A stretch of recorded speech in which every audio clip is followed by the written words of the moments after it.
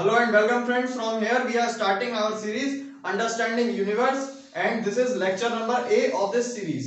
Myself Ayush Sharma और इस series में हम स्टडी करेंगे पूरे यूनिवर्स के बारे में, कुछ ऐसे फैक्ट्स, कुछ ऐसी नॉलेज जो कि मतलब आपको रेगुलर क्लासेस में जो आप स्कूल्स में पढ़ते हैं वो आपको नहीं पढ़ाई जाती है, तो उसको हम स्टडी करेंगे डिटेल में। तो ये लेक्चर नंबर ए है, लेक्चर नंबर 1 नहीं है, लेक्चर नंबर ए।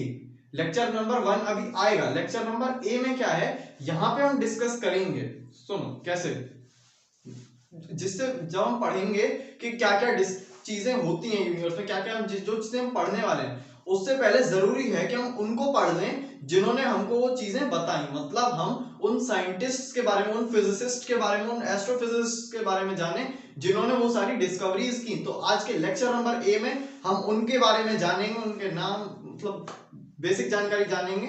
ठीक है, तो शुरुआत करते हैं आज के लेक्चर की। तो आज मैं कुछ साइंटिस्ट लेके आया हूं आपके लिए, जो कि मतलब कुछ बहुत ही रिनोन्ड साइंटिस्ट, बहुत ही फेमस, जिनका कंट्रीब्यूशन कुछ कह नहीं सकते, मतलब वर्ड्स नहीं है उनके कंट्रीब्यूशन को डिफाइन करने के लिए इस फील्ड में। ठीक है, तो शुरुआत करते हैं इस सीरीज की बहुत ही बढ़िया तरीके से।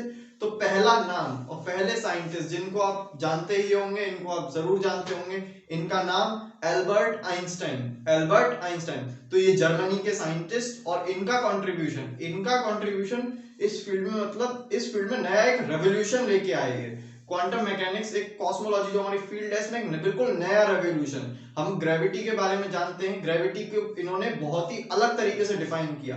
इनकी दो थ्योरीज आई, special theory of relativity, general theory of relativity, जिन पे हम सेपरेट वीडियो कर रहे होंगे। ठीक है, तो ये हो गया हमारे एल्बर्ट आइंस्टाइन। अगले साइंटिस्ट के बारे में जानते हैं। अगले साइंटिस्ट हमारे ये, इनका नाम है क्रिश्चियन हाइगन्स। क्रिश्चियन हाइगन्स ने इन्होंने क्या बताया, ये इनका भी कंट्रीब्यूशन बहुत ज्यादा है। जब हम पढ़ रहे होंगे इलेक्ट्रोमैग्नेटिक वेव्स के बारे में, तब हम जानेंगे इनका कंट्रीब्यूशन क्या होता है। उस लेक्चर में हमें इनका कंट्रीब्यूशन पता चलेगा क्या है।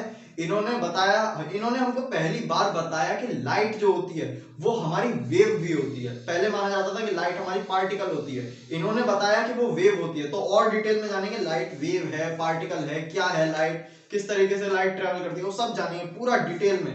लाइट का मतलब इतना आपने कहीं डिटेल में नहीं पढ़ा होगा, आपने सोचा नहीं होगा कि लाइट इस तरीके की ये चीज हो सकती है लाइट।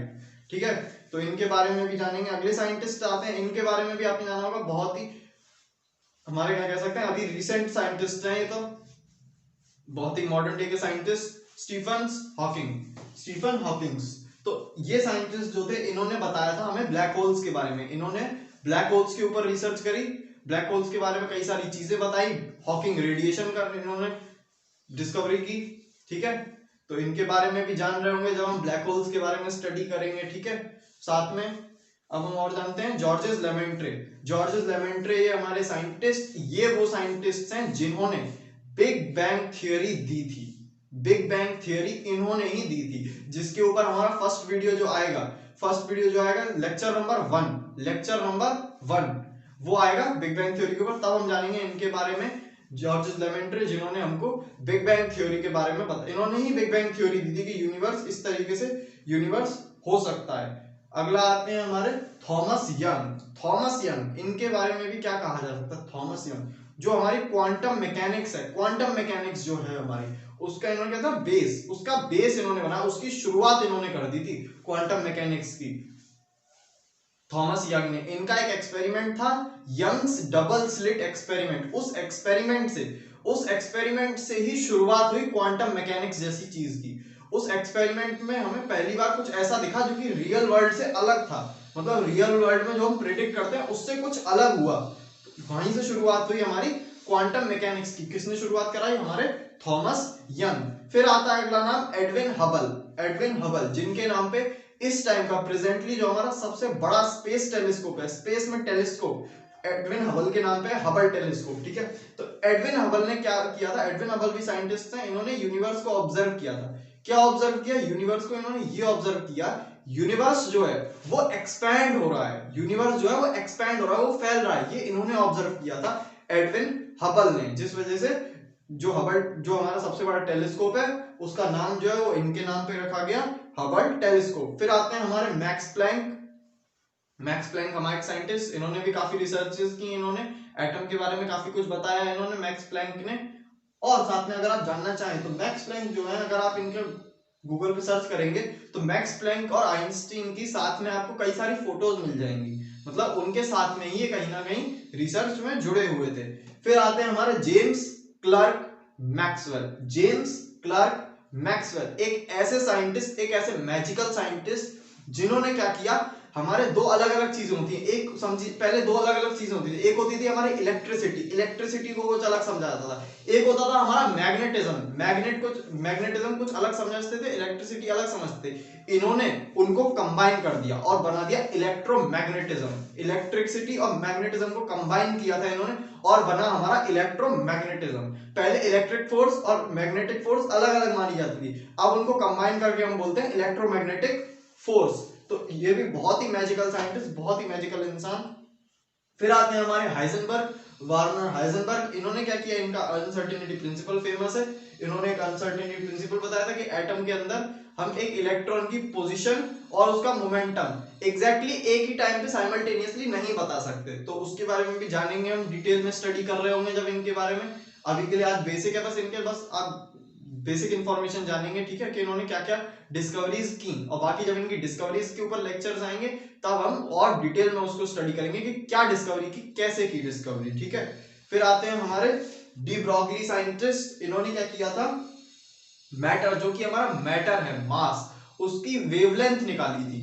मैटर की वेवलेंथ, सोचो वेवलेंथ किसकी होती है, वेव्स की, वेव्स की वेवलेंथ होती है। इन्होंने मैटर की वेवलेंथ निकाली थी, मैटर को वेव से कंपेयर करके, ठीक है। तो इनके बारे में भी स्टडी करेंगे जब हम डुअल नेचर पढ़ेंगे। पता है जो मैटर होता है ना, ये मैटर पार्टिकल, जो भी हम चीजें देख रहे हैं ना, ये पार्टिकल भी हैं और वेव भी हैं। मैं आपके सामने खड़ा हूं, मैं वेव भी हूं, मैं पार्टिकल भी हूं, मैं पार्टिकल से भी बना हुआ हूं, मैं एटम से बना हुआ हूं, लेकिन मैं वेव भी हूं, साथ में मैं वेव भी हूं। आप जो है ना, आप पार्टिकल से बने हो, आप एटम से बने हो, लेकिन साथ में आप वेव भी हो, एक वेव हो आप, ठीक है। तो वो हम जानेंगे कि वो किस तरीके से होता है। और लास्ट हमारे इंडियन ओरिजिन के साइंटिस्ट सत्येंद्र नाथ बोस, SN बोस, जो कि हमारे इंडियन ओरिजिन के साइंटिस्ट रहे हैं, और इन्होंने भी आइंस्टीन के साथ मिलकर कई सारी रिसर्चेस की हैं, साथ में इन्होंने मिलकर सत्येंद्र नाथ बोस। इसके साथ अब मैं आपको दिखाना चाहूंगा एक फोटो, इसमें आपको कई सारे साइंटिस्ट दिखेंगे, सारे साइंटिस्ट हैं जितने भी आपको इस फोटो में दिख रहे हैं।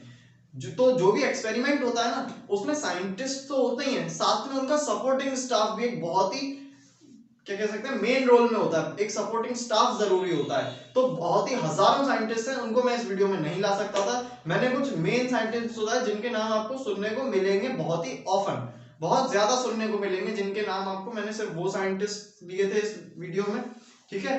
तो ये बहुत सारे साइंटिस्ट हैं, आप इनके बारे में रिसर्च कर सकते हैं, इनके बारे में पढ़ सकते हैं, इनके रिसर्च पेपर्स पढ़ सकते हैं जो इन्होंने पब्लिश किए थे अपनी रिसर्च के टाइम पे, तो वो सब आप इनके ऊपर रिसर्च कर सकते हैं पूरी, ठीक है। तो ये हमारे लेक्चर नंबर A होता है यहाँ पे समाप्त। तब तक के लिए see you, have a good day, take care, stay home, stay safe.